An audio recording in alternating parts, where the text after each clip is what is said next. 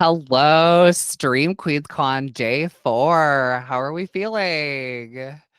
That's where you applaud at home in the privacy of your own living quarters. Well, thank you so much for that rapturous applause, everyone. It is great to see all of you. Happy start of the convention, day 4.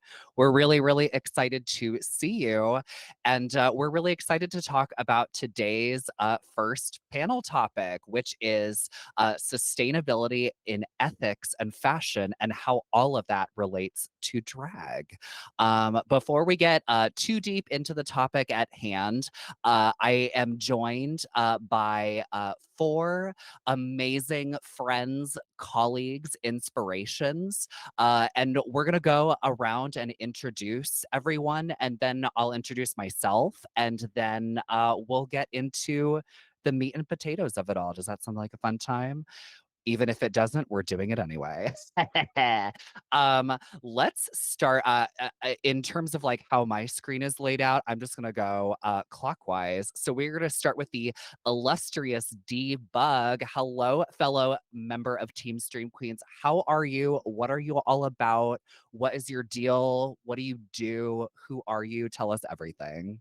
What's my criminal history? My name Exactly. is my name is Debug. I'm an Irish queen, but I am living elsewhere in the north of Europe, as you may know. I am the blue screen of drag, as I like to call myself, because I try my best and I keep on failing. And I make most of my own clothes, as you can see today. Yeah, Dee is an absolutely amazing designer in their own right. I feel like every time I see a picture of them, it's like, hey, like new outfit made, who dis? Like it's really, really incredible, like your output and your vision. What's the inspiration behind today's look, if you don't mind me asking? I wanted to be I hate the word CEO because I think it's awful, but I want to be a boss bitch who's going to fire someone, but also a touch of Galliano. That's my idea. That is that is goals. That is truly goals. Well, thank you so much, Dee. I'm excited to have you here. Um, Next we have the amazing Brendan. Hello, hi, how are you? Um, Tell us a little bit about yourself. Um, oh, see, I'm bad at this. Let's see. I am here in the Pacific Northwest. I spend a lot of time designing for lots of local queens, when I'm not like working. And I try to, just do whatever. I don't know. Sorry, I'm terrible at this.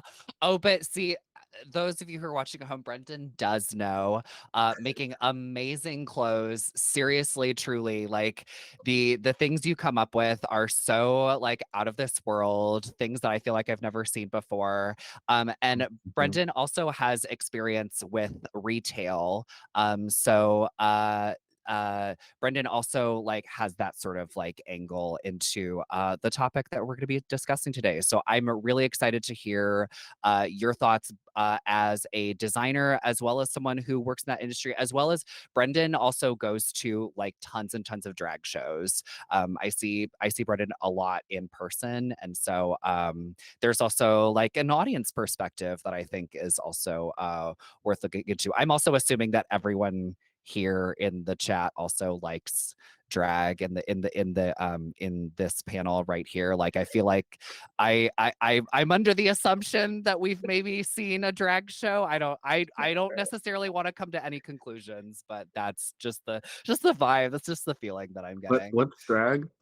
Uh, we'll define that's the secret panel topic is what is drag, which is a topic we will absolutely be able to settle within 1 hour's time. What we will be able to settle on in less than 2 minutes time is the fact that Sugar Darling, who is the next person on our panel, is really incredible. Sugar, please tell us a little bit about yourself. Oh my gosh. Well, hi. I'm Sugar Darling. I am a drag artist, kind of turned drag costumer. I started out making a lot of my own stuff and then eventually just started making things for other queens and other performers in the area.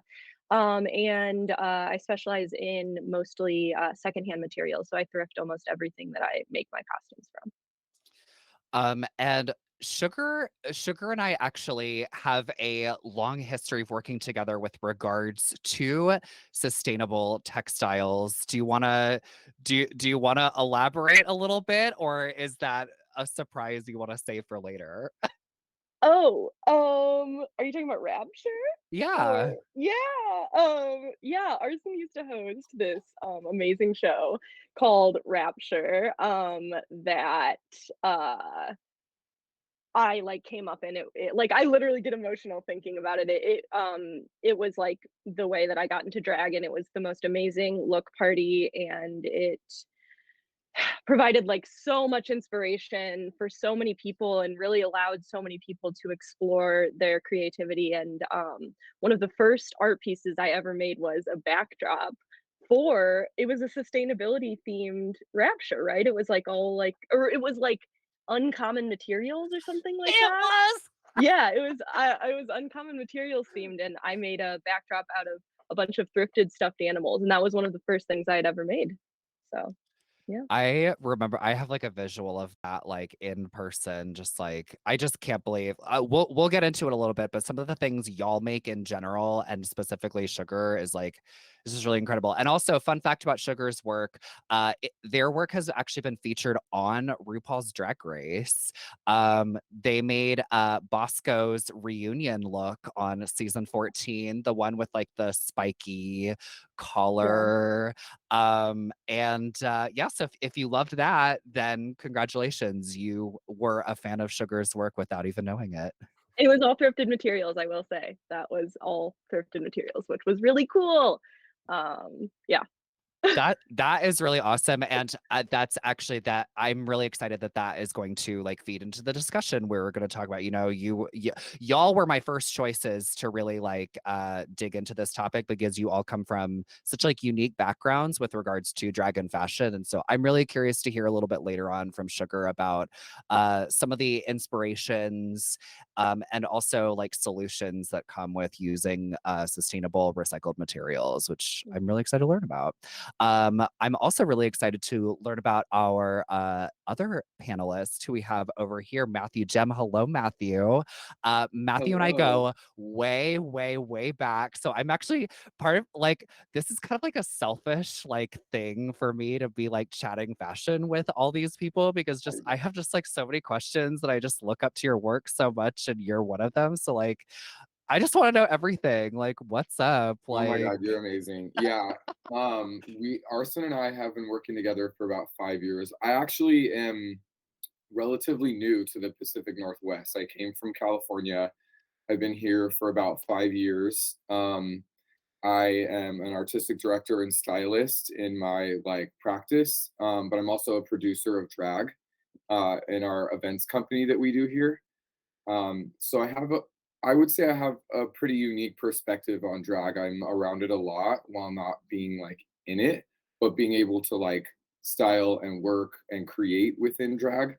Um, so it's been a really amazing experience for me to come up here and explore this community and like get to work with, I mean, half this panel. Actually, it's really cool. Another fun fact about Sugar is that I the know Sugar introduction I'm like, they're continues. full of them. You know, when you're a working queen, you're a working queen. But they actually have done a lot of backdrops for us in our events too. Massive eyeball, just this mhm. huge, beautiful texture wall. Their work really is incredible, and it's inspired our community a lot. Yeah, so I'm excited to dive in. But as far as fashion, I'm not new to fashion. I've been one of those kids from when I was young that like went into my mom's closet and would like put on dresses and heels and make, I guess, get up and drag.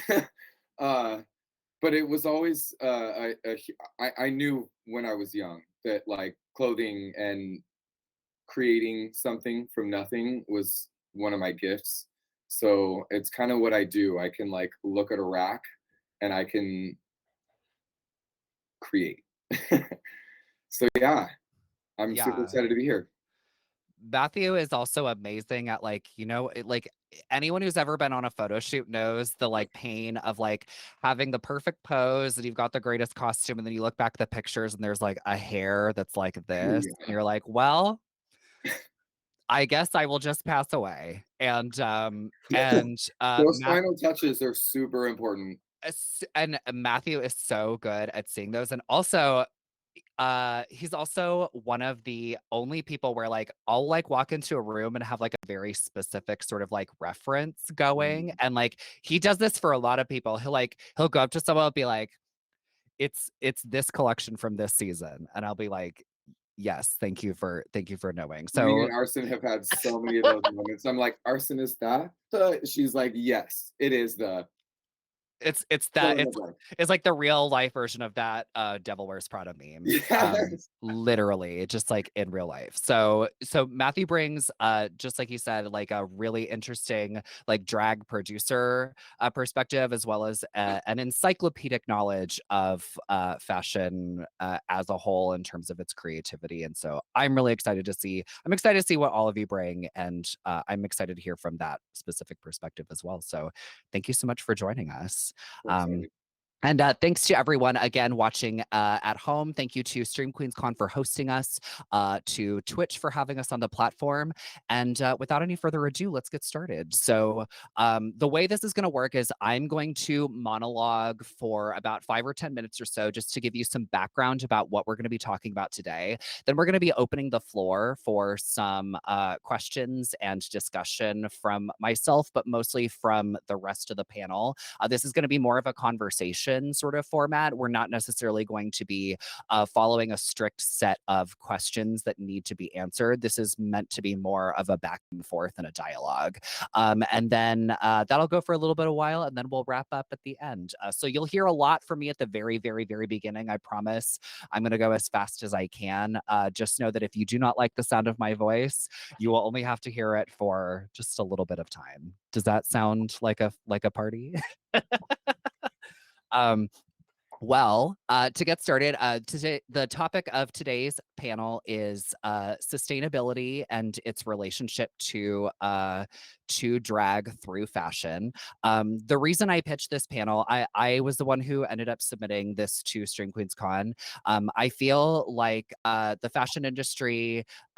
As a whole, has lots of conversations all the time about things like the ways in which the industry contributes to things like pollution, as well as worker wages and ethics around labor in general.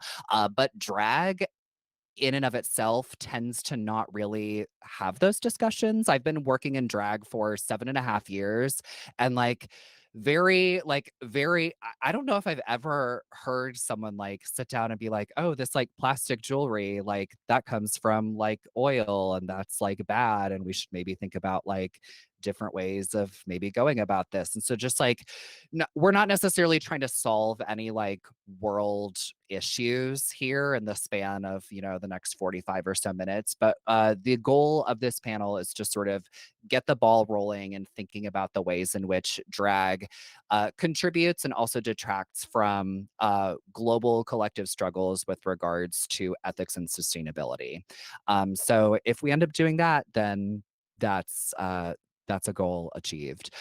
Just so you know, we'll use sustainability as a catch-all term for things like environmental effects, like greenhouse gases, excess waste, as well as human-centered ethics like living wages and working conditions. We're going to use the word sustainability to encompass all of those things. It's a very sort of deep and nuanced topic. And like I said, we're not going to be able to do everything within 1 hour, but we're going to do our best to sort of cover our bases as much as possible within the time that we have, so that you have a better sense of what we're sort of thinking about. And hopefully you'll be able to have these conversations with yourself as well as with the people around you.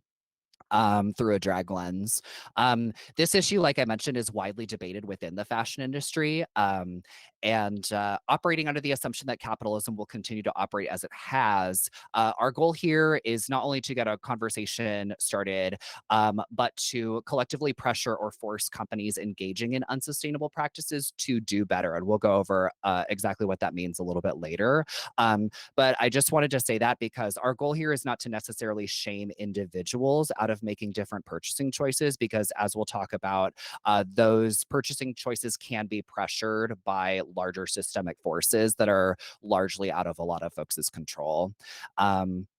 So to define some quick terms and give some statistics to sort of frame what we're talking about here, a lot of what we're going to be talking about today is fast fashion, which is a term that a lot of people have probably heard, have probably engaged with to some degree. Fast fashion has a close relationship to drag, and I'm sure we can speak to experience with regards to that a little bit later. But just to lay a groundwork for what we're referring to when we're talking about fast fashion is clothing pattern almost immediately after it trends, whether that's on a fashion runway. A lot of times you'll see things go viral on TikTok or any social media platform really, that brands, these fast fashion brands will then look at essentially pattern clothes that are inspired after those trends and have them out sometimes within the week of them going viral. And these clothes are largely made using cheaper materials that are often made out of plastics that are in turn made out of things like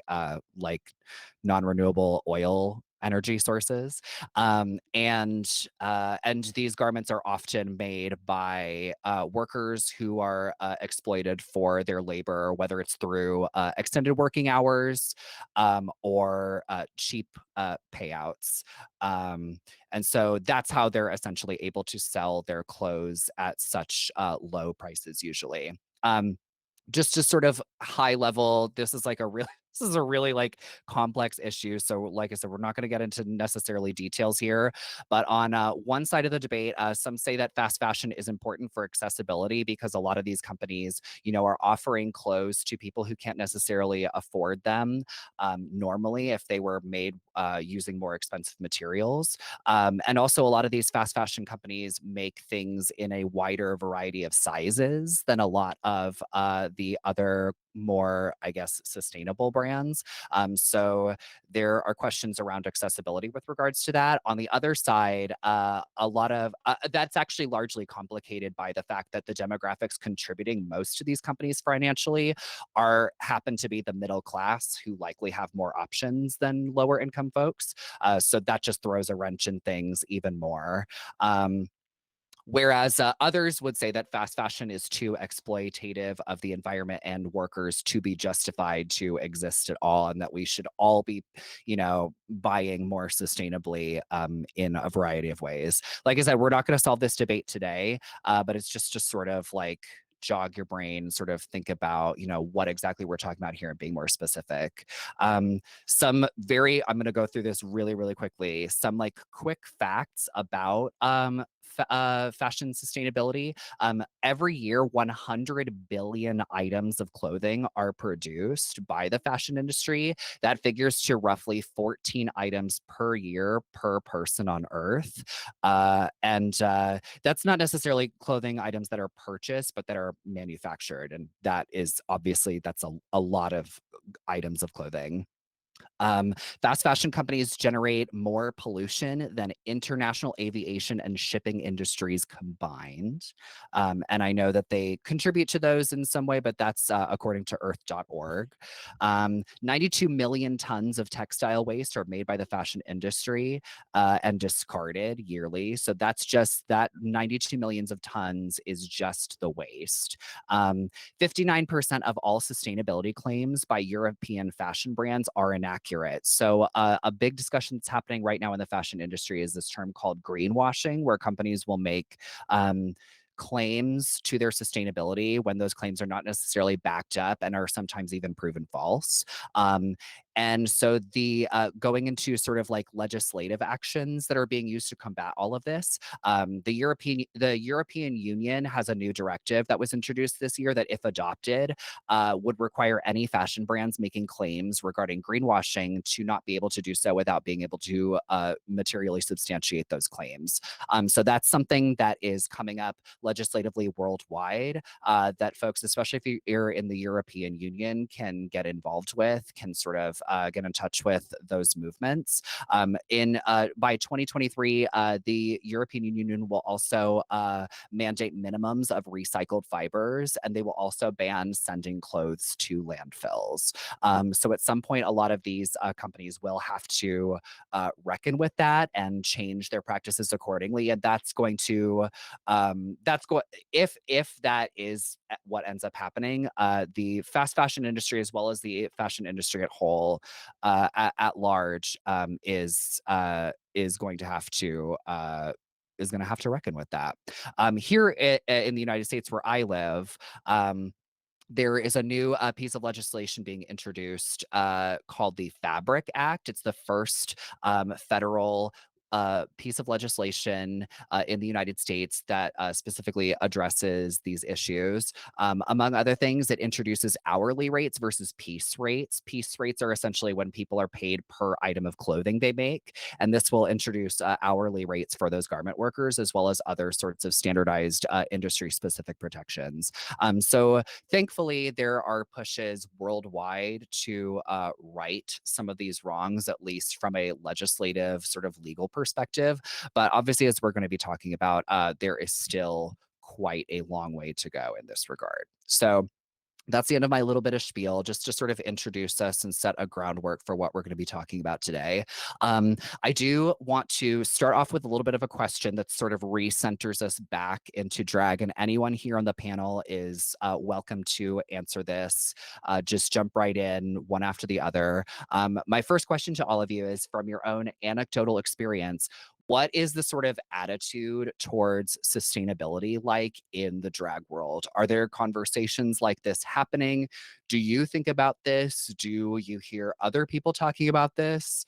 Is there a demand for this, whether it's from like a drag perspective or from an audience perspective? Like, what are your thoughts on how like drag views the topic of like sustainability and ethics in fashion?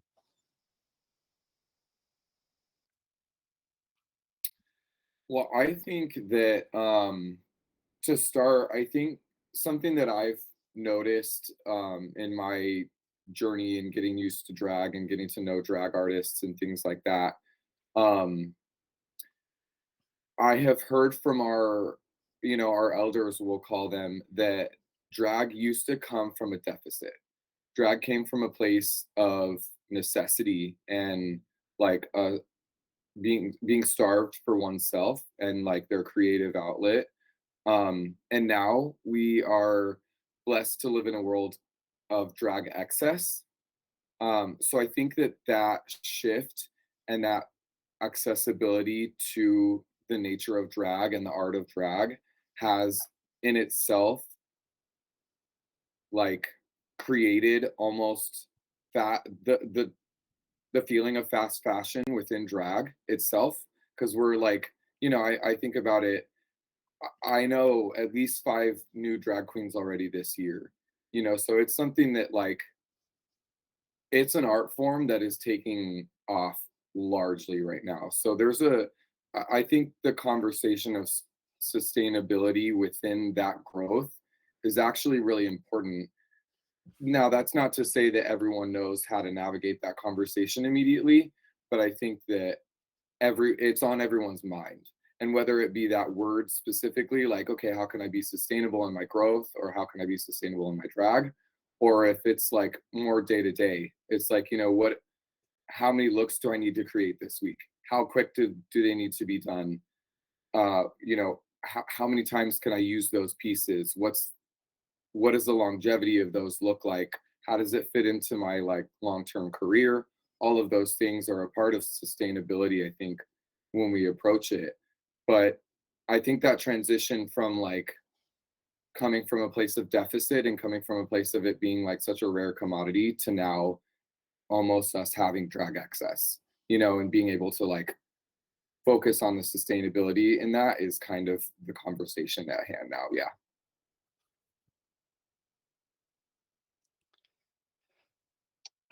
Coming from like the perspective of someone who used to do a lot more performance myself and now mostly does like costuming of other performers and stuff.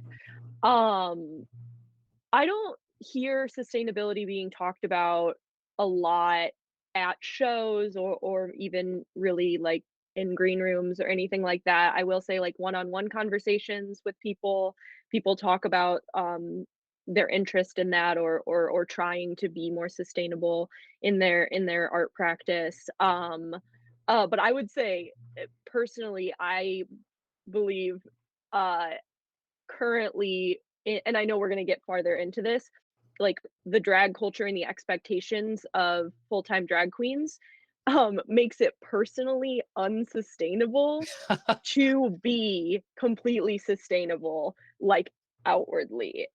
So I think that sustainability is something that a lot of people in this world want to do, want to be more involved in, want to, you know, base their lifestyle around. But I also think that yes, with what's expected of drag queens, it would be really, really difficult to base your entire brand around sustainability. At this point. But I will say that as a designer, people definitely see it as a bonus, that the items I make for them are coming from secondhand materials. People think that's great and want to support it. And but like day to day, you know, coming up with new looks constantly, just like Matthew said, I think it would be really hard. And like Uh, whenever I'm like making things, I always try to, especially if it's like something squishy or something, I always try to use up like all my scraps if I can as filling, just so I don't have to use more polyfill, which is just plastic, which I don't want to use, but like scraps only work so much, unfortunately. And like sugar, I'll try to like thrift materials when I can, but oftentimes like with the expectation of queens always having something new and always looking like super glamorous, it's hard to thrift things that are like shiny or sparkly or not like just a duvet cover. Um when you need a lot of material, it's hard to find that without just buying it new, unfortunately.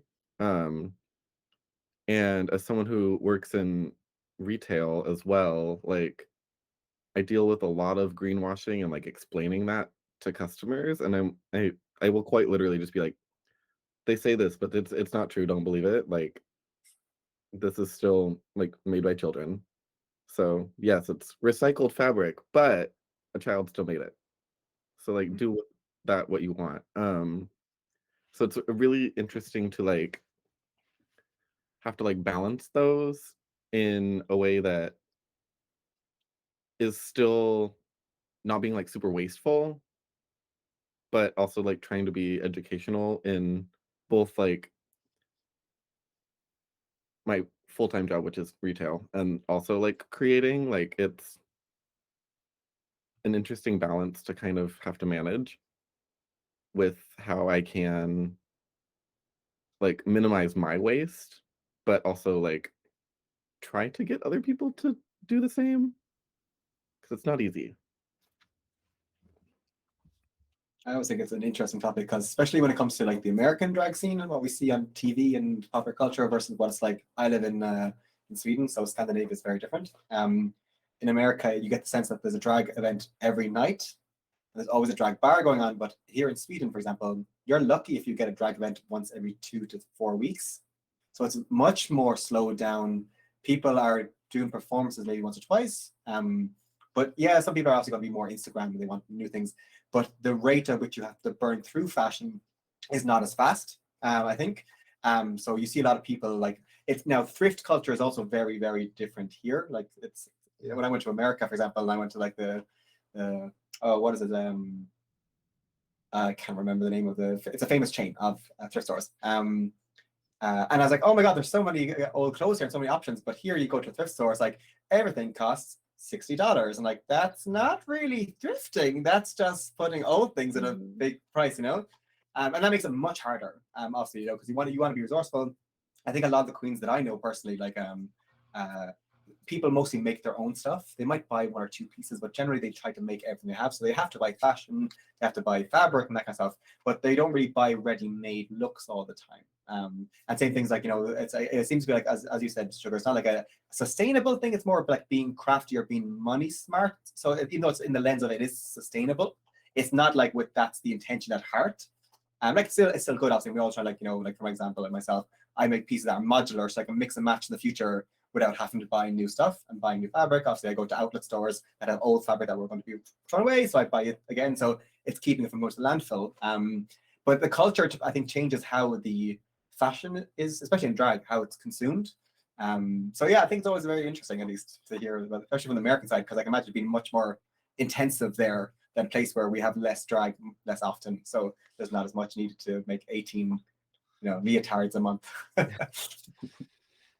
Yeah, something that I'm hearing theme-wise, there's a couple of things that I think are really interesting is this like framing of like, I guess like sustainability or ethics within the clothes that we wear as drag performers as this like nice sort of thing to have, as opposed to something that is like really integral to like the foundations of our like design and our buying process, which it's not a judgment, it's just something that I'm hearing, which I haven't heard framed like that before. So like that's something that I think is like worth thinking about on a personal level. And also something that I'm hearing is obviously it sounds like it may be different overseas, but I know as an American drag performer, there is absolutely undeniably a pressure to like keep up with the Joneses in regards to like output, whether that's through photos or, you know, new clothes or new performances or like constantly being booked. um this I guess this is for everyone because you're all involved in drag to a certain degree, but I'm curious what your perspective is on like what contributes to that. Like, because to my knowledge, no one sat down at the beginning of time and was like, all drag performers must make tons of looks in no time. So like that's not an official rule necessarily. So like where does that like come from? Like what's at the root of that? I think I we all think. Oh, sorry. No, you go first, Tucker, but I think we all know. I mean, yeah, I do. I assume you were also going to say it's social media. It's Instagram. I think even before I was doing drag, I would like post a photo of myself wearing an outfit on Instagram and then be like, can never post a photo in that outfit again, you know? And I think that, yeah, that is a pressure that people outside of drag and inside of drag feel. I think I don't know how that, you know, like I don't know how that happened. I don't know, like when we go back to the beginning of social media, like when that started. But I think that you know, uh I do see queens performing in the same outfits much more often than I see them posting the same outfits on social media. I don't think anyone really has an issue with going to their favorite weekly show and occasionally seeing, you know, a performer in an outfit that they've seen before. But it definitely has a different culture on social media where it's like, "Ah, I saw her in that already." You know, I don't know. I don't know where that why that attitude. I mean, right, it's capitalism, I guess. But like, you know, so it's like capitalism influencing us via social media. Someone else talk. I think a lot of it comes from the like very quick, like meteoric almost near like oversaturation that we have coming from Drag Race, especially. It's just like there's always new people like being spotlighted. There's always like it seems like there's this expectation that you have to be like top notch at all times kind of thing. And I get like that feeling that you have to be like constantly doing something new or wearing something new or trying like a new face or something to kind of keep up. Like you said, like it's just there's so much of it for us to consume that it we feel like we have to be constantly doing something else to kind of differentiate, which can then lead to like a lot of like overproduction of pieces. But I'm like Sugar said, like people I love seeing people wear the same thing. Like there were a couple queens here that would wear the same outfit every single Friday. And I'm like, you know what? Good for you. Like If it's a you're good doing your money's outfit, worth. Okay. But like and they would post in it too, which I'm like, good for you. Like, please yeah, do more of that. You spend your if money on these free. things, like you can wear it more than once. You're not Kim Kardashian. But Like, off of that point, like, do you? This is specifically for the drag performers in here. I can speak to this, but like, do you rewear your clothes often? Because I don't know about y'all. I am a cheap queen. I like if I buy something, it is in my closet for life. Like that's it. I have pieces here. I have pieces here and here that I'm literally looking at right now that I've probably had in my closet since like, 2016 when I first really started like establishing like trying to really establish like a singular like identity as a drag performer. And like, there are some pieces that have come and gone, but like dang, like there are some things over here where I'm like, I would wear that. I would wear that tomorrow if I had to get up in a gig. What do y'all say? Like, would you say that you like keep things around for the most part, or do you, or are you the type of person where it's like, and whether it's an attitude or in practice, where it's like, oh, like I posted a picture on Instagram, so like, like we've been saying, like no one can ever see it again. Like, is that like is that something that actually happens with you? Or like if it is, like, let's hear it. But I'm just like curious because I'm looking over here and I'm like, ooh, there's some pieces that maybe could use a dry cleaning because they haven't seen some love in a while. I'm not a drag artist, and I don't necessarily like. I can't specifically answer that question, but it does lead me to an interview from Susie Menkes that I was watching. I don't know if anyone knows her, but she's like an editor and a columnist for fashion. She sits front row at a lot of shows, but she was being asked kind of about this same thing about um, how people are, every time you go to a show, you have to have a full new look by the person. You want to sit front row, it's got to be brand new, all of that. But they were asking her about, what that means to her and like how she approaches that as someone who isn't like a part of the younger fashion generation. And her answer I found really interesting, and it's always kind of stuck with me. Um, and she was saying, well, I come from a generation and I come from a world in high fashion that like we value those pieces in a different way than they value them now. And that word, even value, holds a different meaning.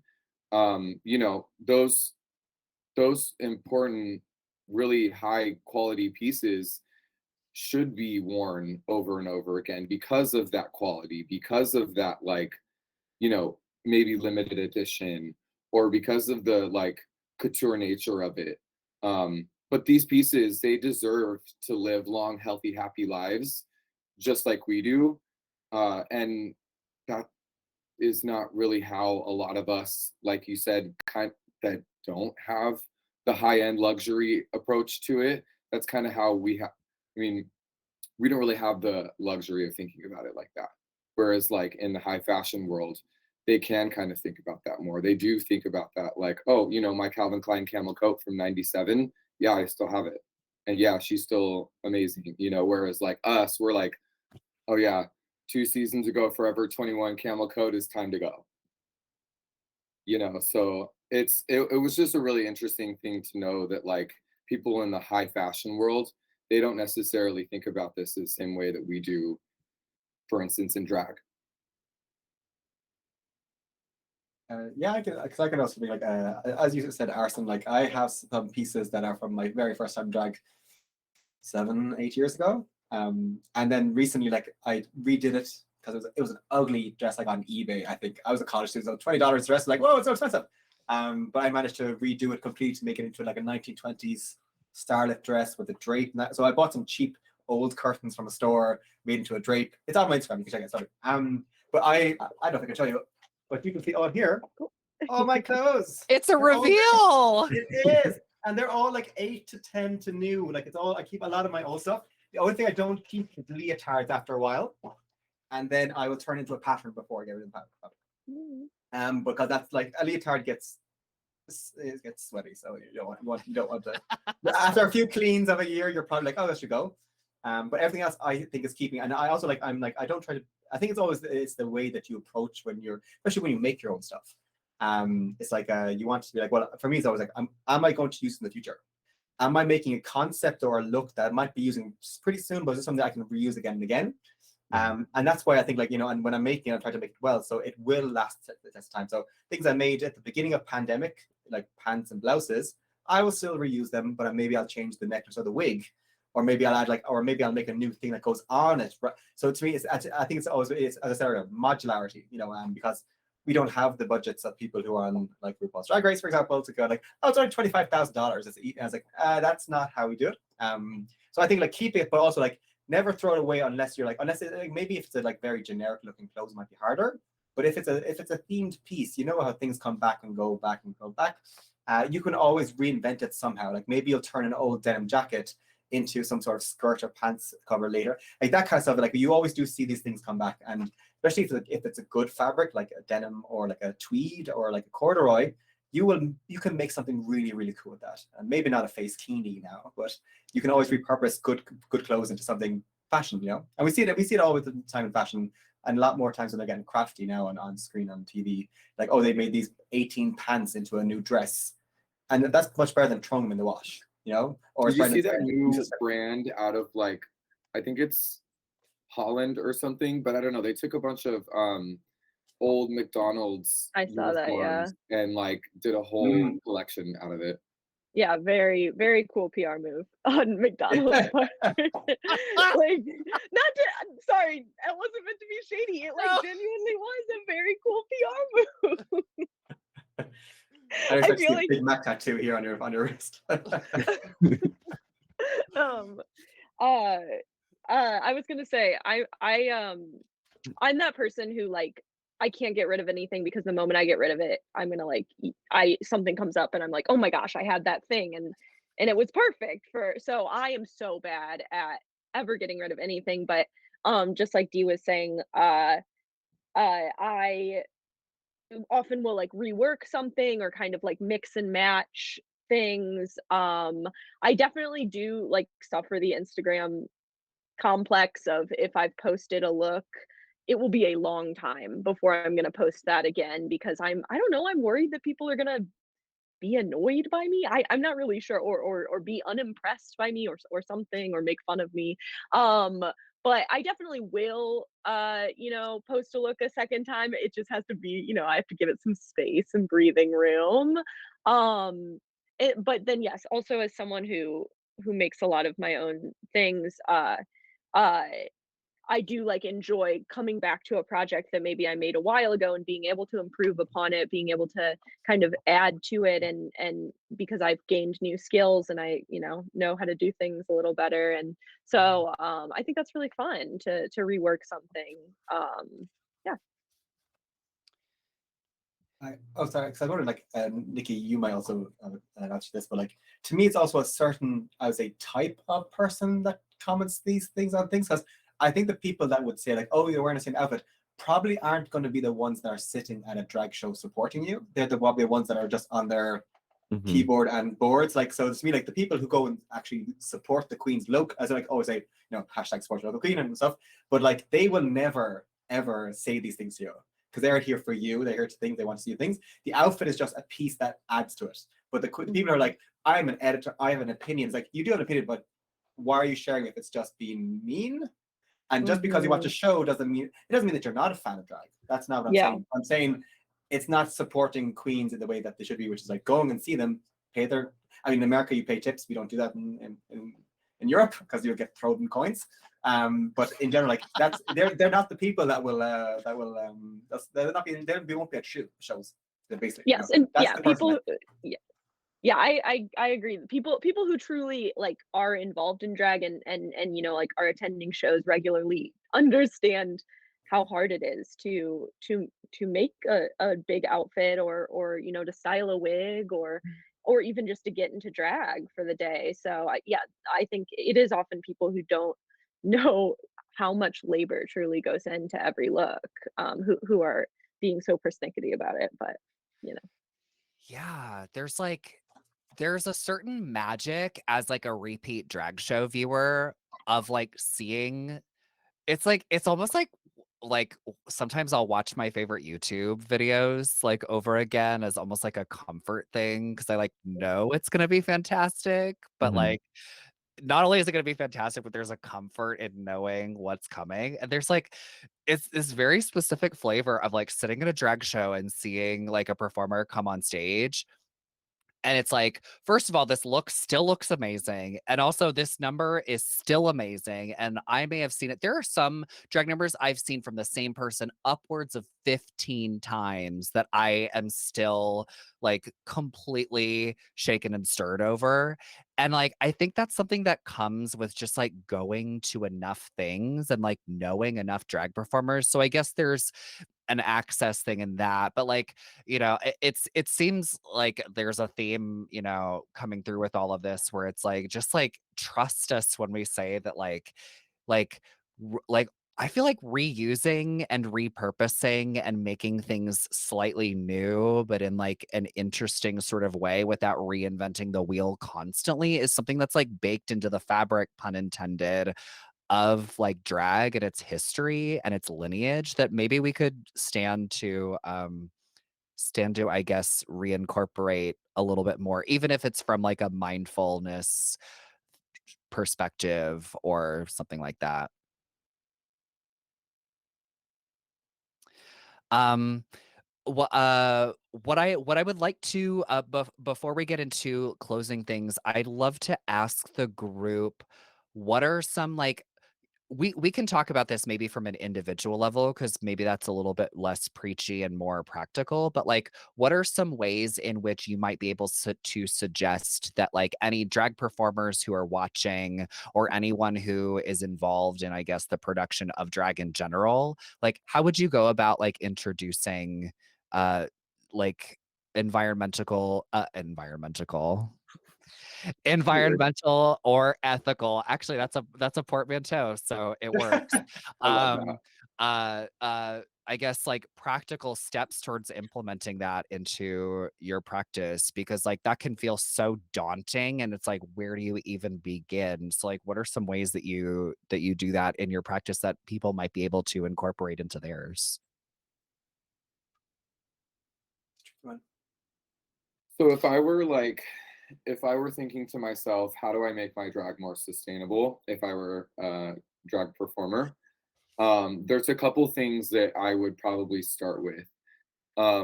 I would think about my community first and think about like my support system first and almost creating commerce within that immediate group.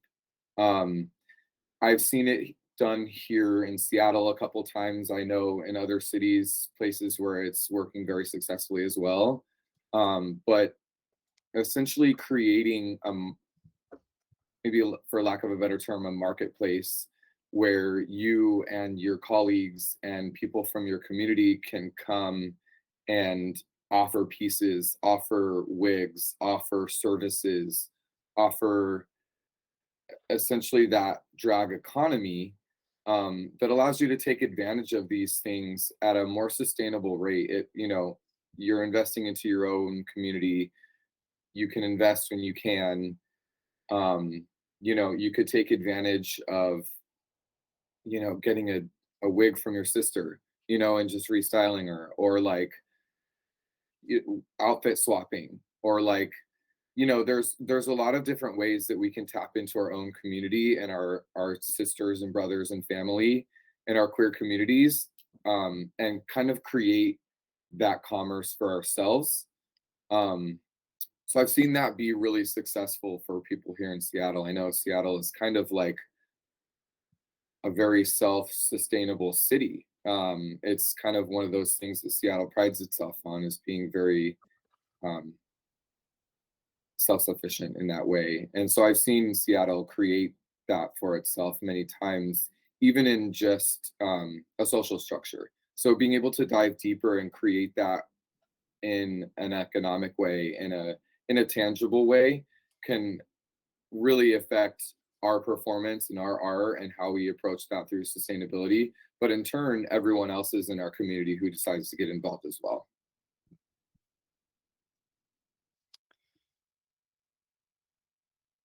Yeah, piggybacking off of that, I would say like self-servingly support local designers when you can, you know, because then you know that you're paying someone a living wage, and so in that term of sustainability, you know, that's a great way. But then um, to give myself less business, I will also say learning how to sew yourself, and learning how to, even if you're not learning how to sew as in, you know, you're making looks from scratch, even learning how to mend your clothing is like an incredibly sustainable practice, Oh, and yes. can, or mend, or just alter slightly, you know, take something in, hem something.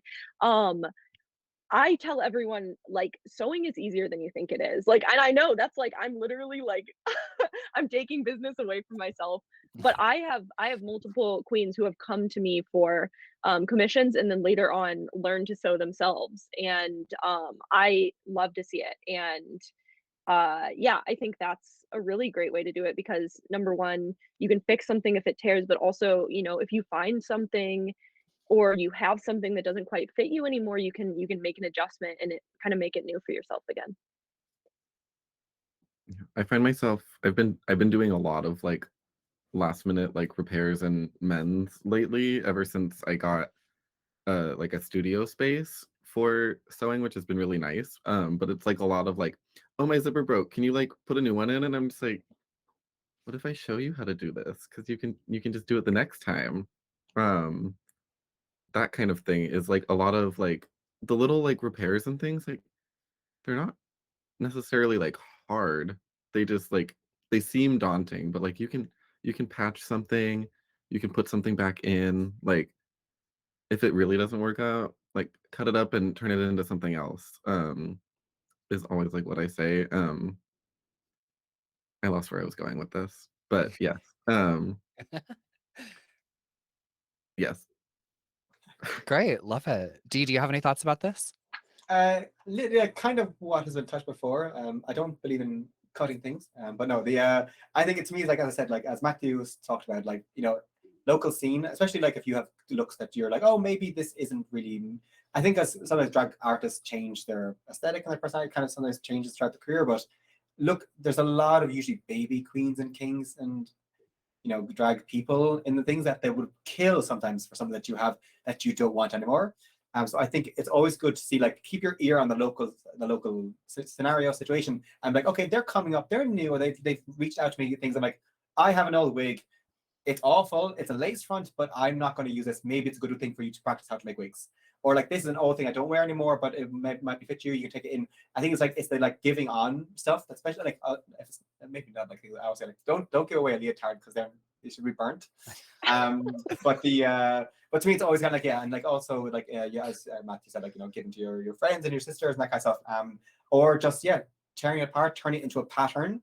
I usually, like, if I have like a suit or a jacket or a thing that fits me really well, I'll go over with duct tape on the edges to make it a bit more firmer, and I use it as pieces for a pattern, and I reuse it. So, and then if it goes to the pattern where the pattern gets a bit things, then it becomes filling, and then eventually maybe I have to recycle the clothes. But like, to me, it's like, try and find as many ways to reuse it as much as possible before it goes, and do not put it in the bin. Find a local recycling for clothes, I think, is always kind of the way that I at least I go. And also wigs, like, this was a Witcher wig for 4 years ago, and now it's a beautiful, you know, like, there's ways to reuse wigs too. It's just they're awful to work with, but get a steamer, learn how to combat it. You can reuse it multiple times, you know? That's what I would say. And you Um, know, putting our own community to work builds in that other side of sustainability that we, you know, kind of have, that maybe is not the more obvious one, right? It's like you were saying, the baby queens who are coming up, you know, we can give them some of our old stuff, and in turn, they, who knows, maybe they have some services to offer. They're like, hey girl, I'm actually a really good wig stylist, so like I would love to take this dress or take this padding from you, and you know, let me know if you need a wig styled. You know, it can be that give and take kind of Mhm. thing that starts to happen in our own communities. My Cliff Notes version of my answer to this is two things. One, sort of reframing shopping for looks and sort of design of looks around like how am I going to use this in 5 to 10 years? A lot of the things that I wear in my day-to-day life, I actually used to wear in drag. So like thinking about that, maybe not necessarily in those specific terms. And also, specifically, and this actually works for anyone, drag or not, but like separates. Separates are the key to every happy moment that I've ever had with fashion, period. Separates are great because they tend to be slightly less expensive in my experience than maybe like full like dresses, for example. And with separates, you can mix and match things to make things look a lot more different than they actually are. That also goes for things like accessories. You know, if you wear hair pieces, you can incorporate that and sort of really sort of make a mix and match sort of round robin approach to styling yourself. And like I said, that can apply to drag um, or to just your day-to-day drag. On stage drag versus IRL drag. I don't know. That's a topic for another day. Speaking of a topic for another day, I could literally, I'm not even kidding you. I could talk about this with all of you as well as all of you in the chat on Twitch for literally like 2+ more Seriously. hours. But we are close to running out of time, which is unfortunate because, like I said, we've barely scratched the surface on this. But hopefully, we've gotten the conversation going for you, the viewers at home. Really quick, like 30 seconds or less each. Let's go around. We'll start with D and let folks know where folks can find you, how they can support you, taking commissions, any of that like fun sort of thing. Oh, thank you so much. Thank you. Yeah, so you can find me on Twitch and Instagram and Twitter, Debug Queen. That's not my full name, but some people call me Debug Queen. I'm like, my name's Debug. But yeah, find me there, talk to me. I love talking about tech. I love talking about fashion. Yeah, let's talk. I mean, and maybe, I don't know, if someone wants one of my old wigs, maybe we can give it to Now I'm going to feel very conscious, like, oh, maybe I can give away some stuff. But yes, reach out, talk, let's chat. I love talking. So. Dee's channel is awesome. Please make sure to go check it out. You're guaranteed to have a great time. Brendan, where can we find your work? It's mostly mostly on Instagram. I have like an account for my like brand, but I don't have anything posted on it yet. So like I don't do it. It's but then like it's like my personal account. I don't know. Should I say that? Can I say that? I don't know. Yeah. Yeah, I'm like all my socials are it's Brendano. Which is cute. But yeah, it's I'll post like a lot of work. I am working on like actually like making up a space for things. And I will be taking commissions in January. Kind of reworking my schedule so that I can do that because it's more profitable. So yeah. We love it. Make sure to check Brendan's socials out, please. And thank you, Sugar Darling. Let's move on to you. Where can we find your work? Yeah, you can find me on Instagram at sugar.teeth. So sugar, period, teeth in your mouth. And then through that Instagram, you can also find my costuming page if you like have no interest in me as a person. It's softserves.jpg. You know what? It's fine. Everyone can make their choice. So sugar.teeth and then softserves.jpg, but it's linked on my Sugar Teeth profile, so you'll find it. Yeah. Stunning. Matthew, what's up with you? Where can we support you? So I run an events page or a social media page for our events company. You can find us at on Instagram at Beauty Boys Events, BOIZ, because you know, okay.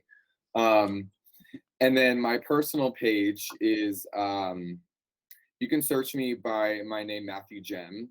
It's kind of a little funky, the spelling for the Instagram handle. But yeah, you can find all of our work there. A lot of Seattle queens get featured on our page and stuff, in busy seasons. So you'll definitely see probably half the people in this room and hopefully debug one day. Yes, please. Let's make that happen. Thank you. My name is, I actually forgot to introduce myself at the beginning, but that's okay. I can be enigmatic. My name is Arson. I am on Twitch, but I'm not really on Twitch anymore. I'm mostly on Instagram and YouTube and maybe sometimes TikTok if you're nasty. And make sure to follow me there as well as all of our illustrious panel members at all of their socials. I want to thank you all so much. Like I said, we could go on for hours about this. So I appreciate you bringing your expertise and your knowledge and your wisdom and your enthusiasm to this panel. Thank you so much for speaking on this amazing topic. I'm hoping that we've inspired some conversations at home with the folks who are watching. Thank you to, speaking of which, thank you to everyone who's watching. Thank you to Stream Queens. Thank you to the momagers, the producers, to Twitch itself for making a panel like this possible. I really appreciate it. And I hope you continue watching the rest of the final day of the convention today because it's going to be an action-packed day. So until then, here's us signing off. Let's all wave to the camera and say goodbye. And we will see you at a later date. Take care, everybody. Bye-bye. Bye. My hand looks